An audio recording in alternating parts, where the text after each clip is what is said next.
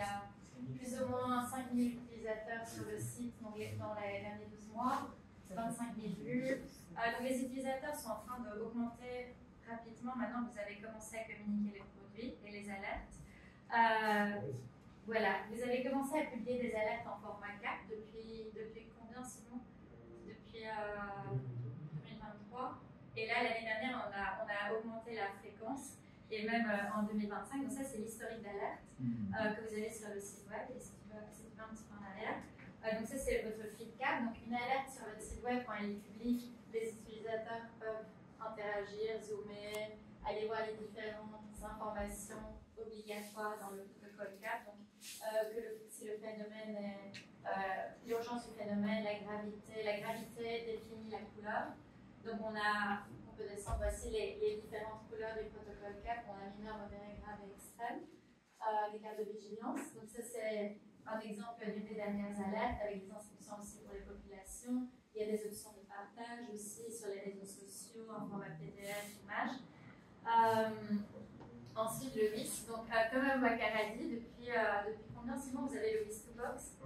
Depuis on a commencé en mai. En mai. On a commencé en mai. Et en juin, c'est opérationnel. En juin, c'est opérationnel. Donc, à partir de juin, et en fait, à partir de la semaine dernière, c'est très récent, vous avez commencé à envoyer vos données à travers le WIS to Box. Donc, comme Aboubacar disait, c'est assez historique. Parce que c'est la première fois que vous envoyez des données à l'international de Météo Togo. Vous n'avez pas besoin de la SECNA pour envoyer vos données. Vous envoyez vos données des stations automatiques à travers votre WIS to Box. Ces données vont être donc sur votre site web. Vous avez un système qui vous aide à surveiller la transmission de données, qui utilise le WDQMS. Et là, on regardait les données et on voyait les statistiques de vos données. Donc, on voyait. Donc, ça, ouais, tu peux descendre un petit peu sinon.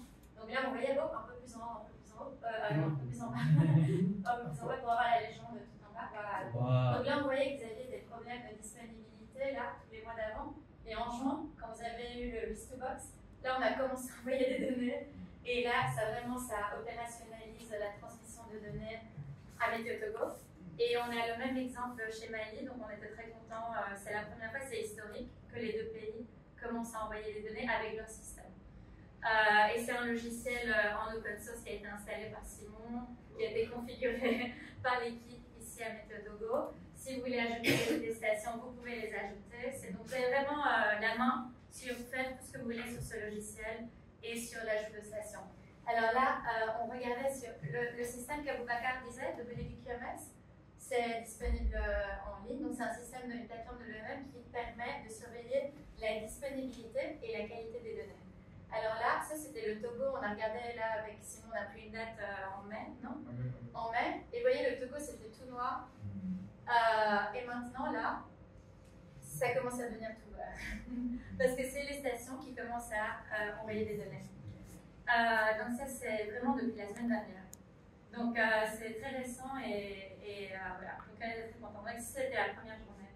Ensuite on a fait le CAP et aujourd'hui on discutait du site web. Donc le site web a beaucoup de modules, beaucoup de fonctionnalités et on discutait des différentes fonctionnalités et comment les exploiter. Donc il y avait certaines fonctionnalités qui n'étaient pas encore exploitées et on avait aussi de retour des collègues, on a la protection civile et l'hydrologie, voilà. Donc c'est un peu un résumé. D'accord, merci beaucoup.